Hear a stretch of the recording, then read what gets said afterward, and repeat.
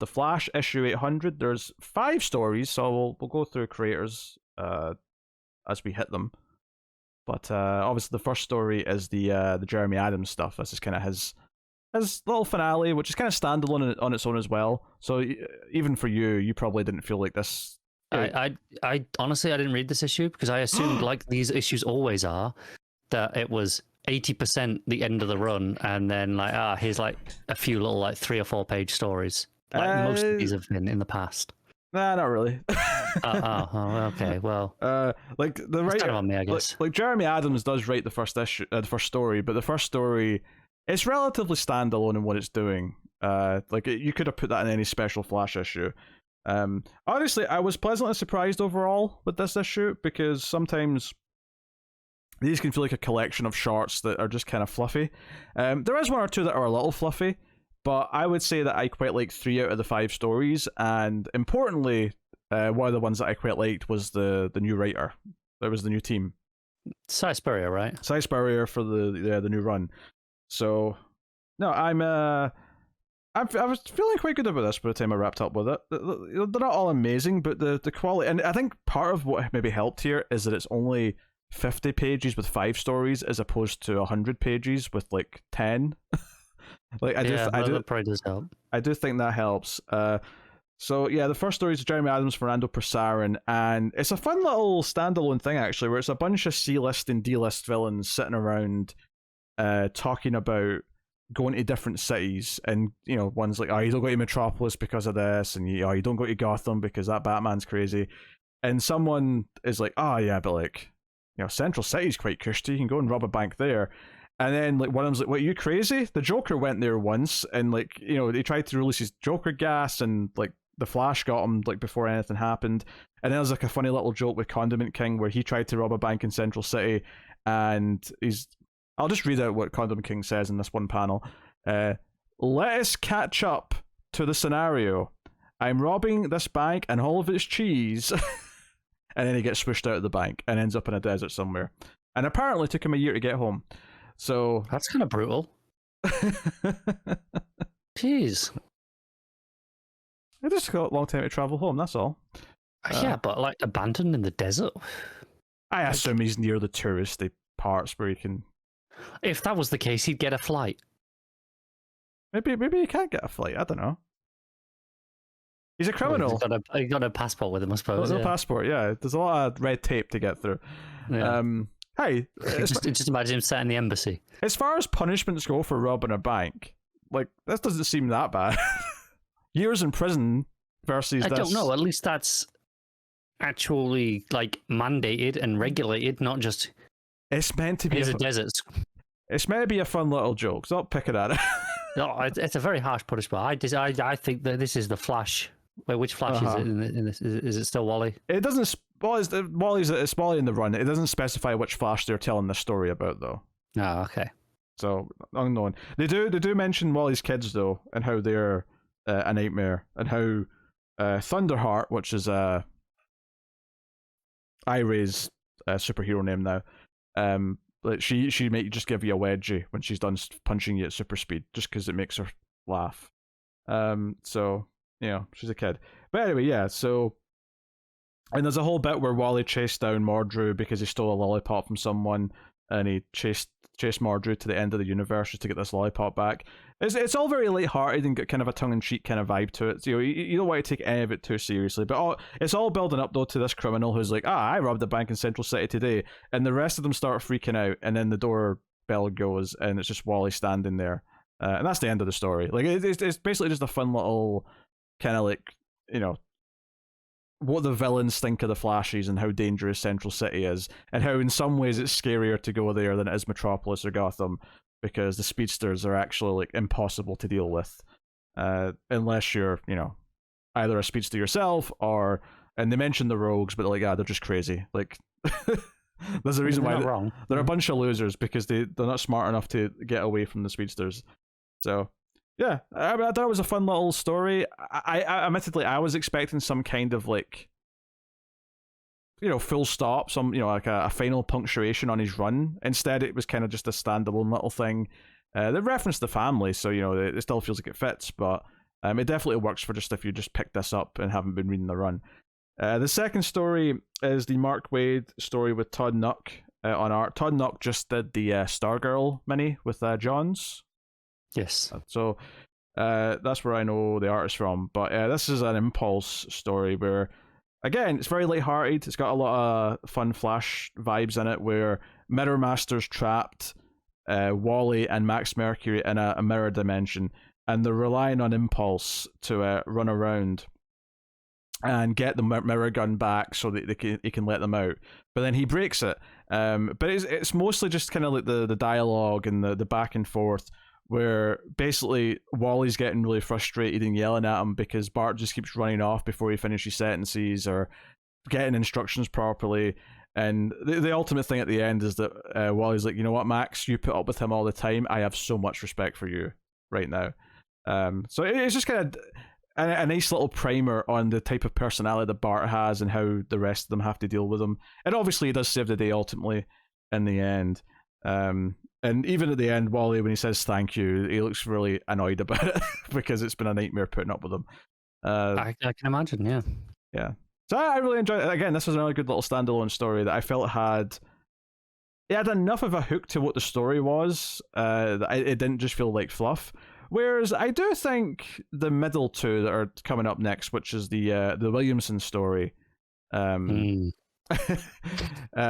where it's Barry taking Iris on a date, and he uses the cosmic treadmill to go into the future and see their kids in the future, the twins, and then there's just a lot of narration about how much family means to the Flash and how important everyone is.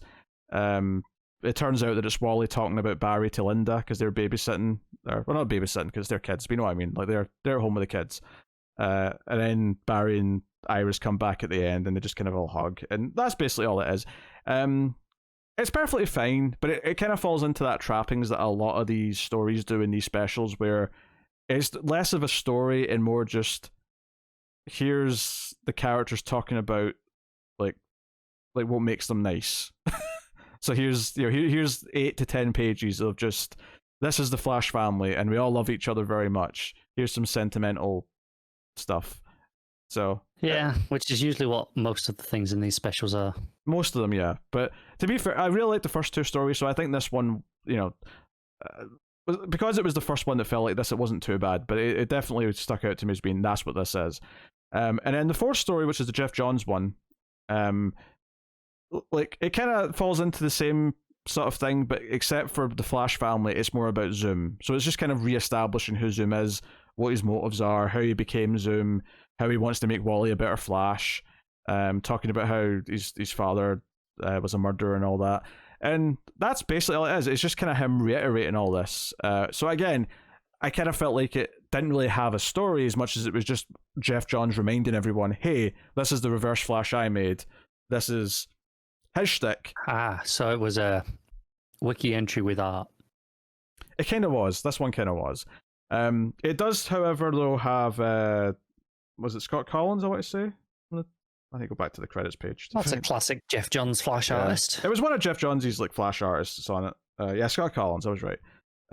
So it's got that classic look. So there was a bit of nostalgia. If you've read Johns' Flash run from that 2000s time period, you'll probably feel something for this seeing it again. But it really is just the little short story of nostalgia rather than actually having any kind of story with a point at the end. It's basically it's Zoom just saying, I'll always be Zoom and this will always be what I'm trying to do. Okay, we've learned nothing new then, is what you're saying. Zoom, baby. That's it. I mean, I guess these do have a bit of a purpose in that if you're a newer reader and you don't know Zoom, you've not read his Flash run, maybe this makes you want to read Johns' Flash run. It might, but maybe, I don't know. It feels like it's there to pad out the page count. Well, I get it. I mean, Johns is an important writer to the Flash. He's got probably the most well-respected Flash run that there is outside of Wade, maybe. So it makes sense that they gave Wade a story, they gave Johns a story. Like, I understand it. I suppose the critique then is maybe on Johns of saying, hey, why didn't you actually, do a story as opposed to just, here's who Zoom is. And he was busy that week. Yeah. Because obviously all of the things that he brings up, it's all in that original run. Like, it's all revealed in that run.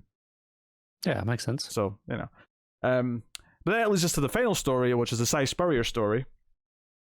Which is arguably the most important one of the issue. Yeah, because this is the one that's actually, a tease of the new run to come. And I'm happy to say that I quite like this. And I especially like the art, because the art felt very different to anything I've seen in Flash in quite some time. It starts off with Wally and Linda on a date. And who was the artist? Sorry? It's not on this page. I'll tell you when I get to the credits page. I see. But it starts off with them on a date, and Wally's basically narrating and saying that he's promised Linda that there's no powers tonight, but he can't help but, go and do things when he hears something. So he's basically sneaking off with his super speed, like when she blinks, to go and like save someone or do something somewhere. And then there's like a sort of like ripple in the speed force or something. I can't remember the exact word that he used for it. There was a blip. And sure enough, he ends up running into what turns out to be Mirror Master in like a tech, like mech suit kind of thing. And it's like someone's given Mirror Master this technology, which is probably teasing who the real villain of the first arc is going to be in the run. But it's caused this. But it's got the art is wonderful, and it does this thing as well where there's a lot of I don't even know how you describe this. There's probably a name for this. It's like, so there's a lot of, it's like a grid of panels, right? And most of the panels are filled in, but some of them do have negative white space around the border, and there's really no, like, how do I explain this? So some of the panels make up one big panel, but there's just, so if you imagine a normal comic layout, right, where let's say you've got like a panel in the corner, but that's on top of like a bigger panel that takes up half the page, and then there's like maybe 3 panels at the bottom or something, right? Just like a typical comic layout.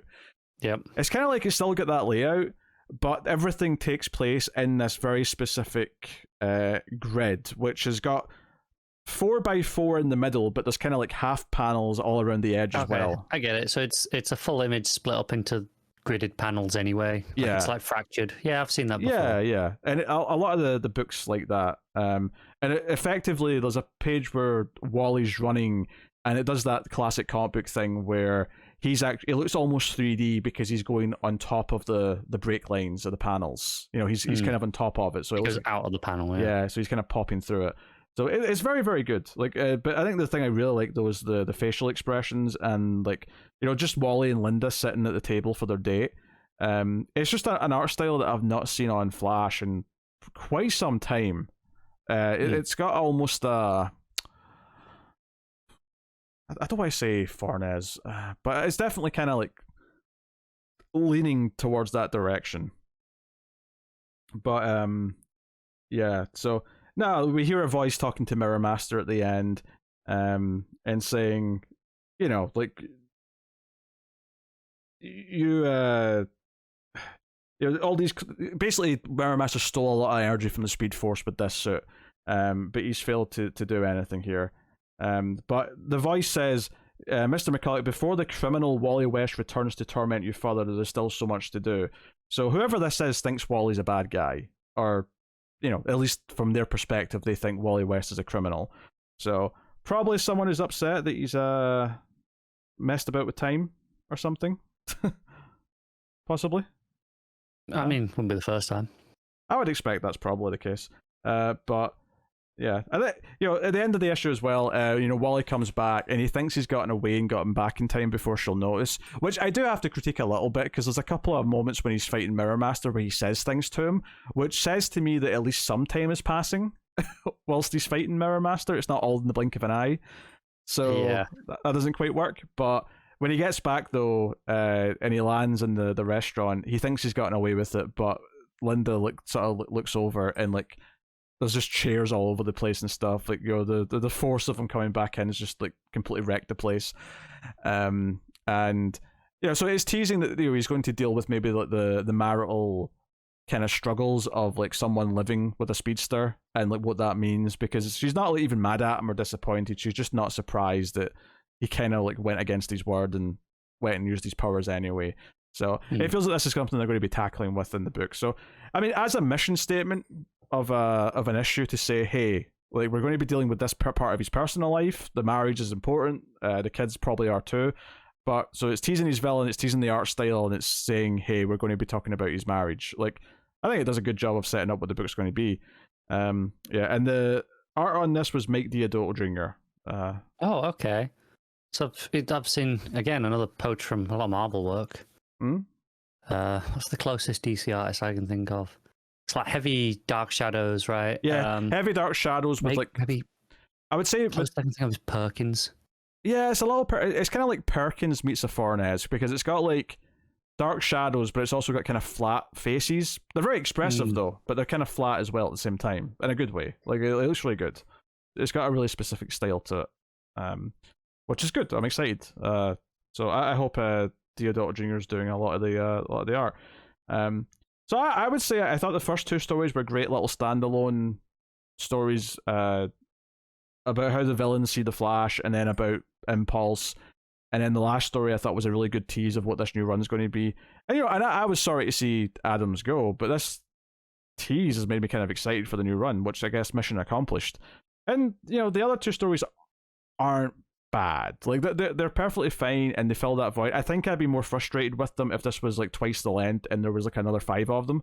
Because it's just the 2 of them and the stuff around it is better, it kind of works well enough as the middle chapters of this special issue. So overall I'm relatively happy with this. As far as these specials go, with all the little short stories, this is on the better end of it for sure.